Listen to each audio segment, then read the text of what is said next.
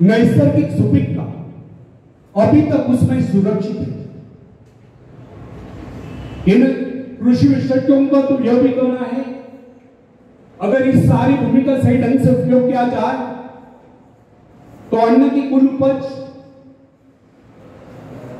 2 गुना नहीं तो कम से कम 1.5 गुना आवश्यक है।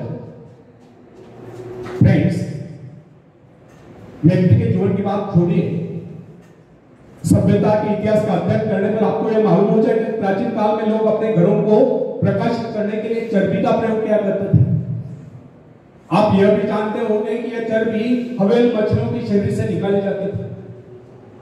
एक दिन लोगों को ज्ञात हुआ कि हवेल मछलियों की कमी पड़ गई। ऐसी स्थिति में चर्बी का भयंकर संकट उपस्थित हुआ,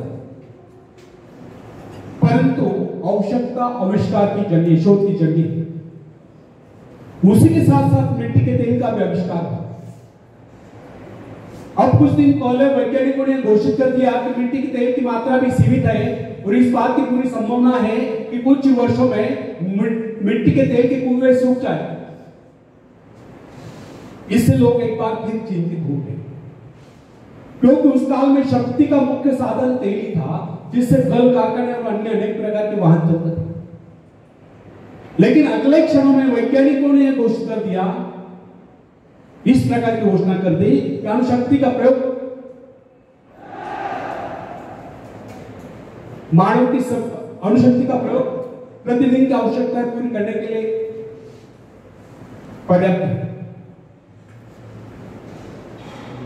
साथ में जल विद्युत का निरंतर बढ़ता हुआ प्रचार भी मानव की सभी आवश्यकताओं की पूर्ति करता रहे। आजकल तो सोलर एनर्जी पर बड़ा रिसर्च हो रहा है, पवन चक्कियों का इस्तेमाल बड़े पैमाने में हो रहा है। इस तरह प्रकृति के अक्षय भंडारों और मनुष्य की चमत्कारपूर्ण आविष्कार प्रवृत्ति के अनेक उदाहरण इस तरह की पुष्टि करते हैं। यदि व्यक्ति उत्साही और स्वावलंबी हो तो उसके लिए संसार में किसी चीज की कोई कमी नहीं, खोजने पर वह सब कुछ प्राप्त कर लेता है। इसीलिए कहा गया है जिन्हें खोजा तिन्हें पाया। मनुष्य ग्रहों तक उसने बहुत कुछ कर लिया, बहुत कुछ पा लिया, पर प्रकृति के स्रोत खाली हो गए, किंतु यह उसकी भूल है, वो भ्रम में जीता है। वास्तविकता तो यह है कि मनुष्य ने अभी तक विश्व के एक अंश पर ही विजय प्राप्त की। पता नहीं अभी तक पृथ्वी के गर्भ में कितने खजाने अछूते दबे पड़े हैं। यह विशाल ब्रह्मांड और इसका अंतहीन घेरा मनुष्य की प्रतिभा के लिए भयंकर चुनौती है। वैज्ञानिक न्यूटन ने गणित संबंधी नियमों द्वारा इस संसार की विशालता का अनुमान लगा लेने के बाद कहा था, मैं तो अभी तक एक तहामुंग सागर के तट पर खड़ा हूं और किसी अबोध बालक की तरह आयु पर खाप छानने पर भी मेरा केवल कुछ सिंपिया ही मिली। न जाने इस ब्रह्मांड सागर के धरोतले न जाने कितने करोड़ों करोड़ों माणिक मोती बिखरे हुए पड़े हैं, जिनके हमें अभी भी तलाश है। यह बात सच है कि संसार असीम और परिमित है। ब्रह्मांड में हमारी सभी इच्छा और आकांक्षाओं को पूरा करने की क्षमता है।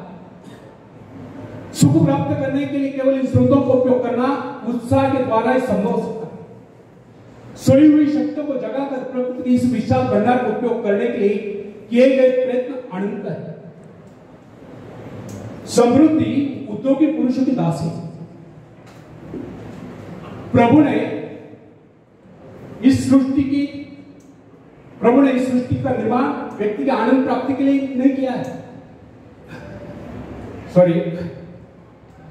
प्रभु ने इस सृष्टि का निर्माण व्यक्ति के आनंद प्राप्ति के लिए किया है। ईश्वर ने मनुष्य की रचना इसलिए नहीं की कि वह सदैव अभाव में रहकर कष्ट भोगता रहे। क्या आप बता सकते कोई रचनाकार अपने किसी भी कृति के लिए इस प्रकार के भविष्य की रचना कर सकता है? कदापि नहीं। सच तो यह है कि हमारा जन्म सुख शांति पूर्वक जीने के लिए हुआ है। यह सृष्टि हमारे ही उपयोग के लिए बनाई गई है। जीवन का अर्थ यंत्रण नहीं, आनंद तथा उसका उपभोग है। अर्थात आनंद का अर्थ रुच्छंकल क्रीडा या अय्याशी नहीं। विलासिता और अय्याशी तो जीवन को पतन के गर्त की ओर जाते हैं।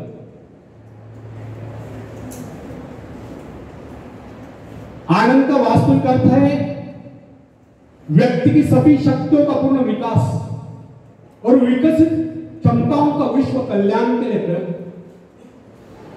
नैतिक जीवन में एक प्रकार के संतुलन की सृष्टि करना है। आनंद का अर्थ है सुख, समृद्धि, शांति और सद्भाव का आगमन तथा दुख, दरिद्रता, ईर्ष्या, द्वेष आदि बुराइयों का नाश। आनंद जीवन का स्वर्ग पहलू है।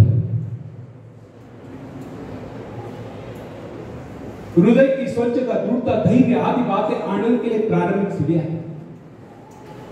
मनुष्य के जीवन में आनंद का अनुभव उस समय तक नहीं होता जब तक अपने मन से शंकाओं, संदेह, ईर्ष्या, द्वेष आदि बुराई को दूर नहीं करता। भय और शंका जीवन रूपी गंगा में विष खोल देते हैं। भय और शंका जीवन रूपी गंगा में विष खोल देते हैं। बुराइयों का संघर्ष जीवन की समरसता को नष्ट कर देता है और समरसता का अभाव जीवन में विसंगतियां पैदा करते हैं और विसंगतियां जीवन के उज्जवल पक्ष पर इस प्रकार छा जाती है जैसे चांद पर ग्रहण। आशा, विश्वास, श्रद्धा आदि बातें जीवन को आलोकित करते हैं। इनसे जीवन में शुचिता, स्वच्छता और निर्मलता का समावेश होता है और इन्हीं से जीवन में संतुलन आता है और संतुलित जीवन ही हमारे हृदय में प्रेम रूपी स्थिरता का उद्गम स्थल है। आखिर में एक शेर में सुनाता हूं। तुम उड़ सकते हो मुक्त आकाश में, तुम मुक्त आकाश के पंछी, तुम व्यर्थ ही रहे, तुम भूल गए हो कि तुम्हारे पास पंख है, तुम पैरों से चल रहे हो, तुम आकाश में उड़ सकते हो। थोड़ा फड़फड़ाओ ताकि तुम्हें एहसास हो सके। ध्यान सिर्फ भरोसा पैदा करने के लिए है। तुमने कुछ खोया नहीं, तुम सिर्फ भूले हो कि अपने पास पंख है, अपने पास पंख है। धन्यवाद।